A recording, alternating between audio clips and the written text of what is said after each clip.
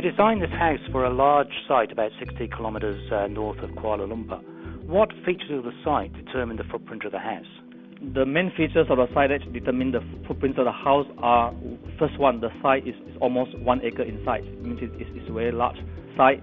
Second thing, the site is basically like sloping backwards, and then hence divide the site into two portions. The front portion, which is about 2 meters higher than the back portion. You've made an impressive feature of the approach to the house. Can you tell me a little bit about that?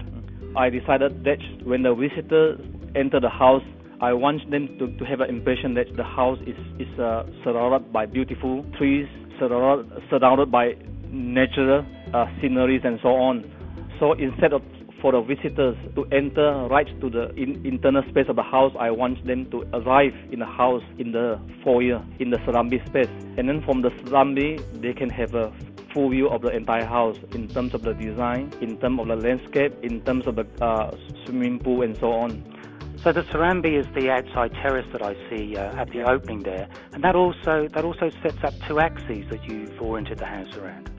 Yes, I purposely create a so-called central axis through the middle of the Serambi, and then the axis go right through the swimming pool and terminated at the pavilion on the fish pond. I do it on purpose. First of all, to organize the house in a more organized manner. On the left-hand side of the axis, I have the so-called the guest room and home office. On the right-hand side of the axis, they are like living rooms, dining, bedrooms, and so on.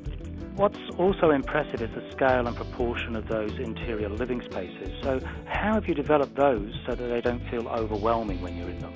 As the house only has 4 bedrooms and the site is very big, which is almost like 1,100 square meters in terms of size. And how to make it more human, we decided to introduce certain materials. Example, the timber frame for the windows and doors, and then the timber ceiling to make it to keep it a bit more domesticated in terms of scale. And then we also incorporate a timber staircase in the living room, a sculptural staircase.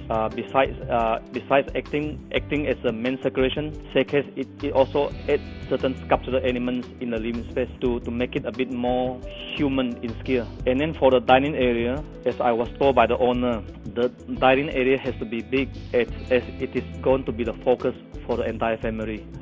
They are going to use it besides for dining, for food.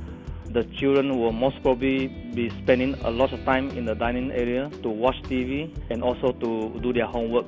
On top of that, the dining area has the best view or one of the best views of the house with the full view of the swimming pool.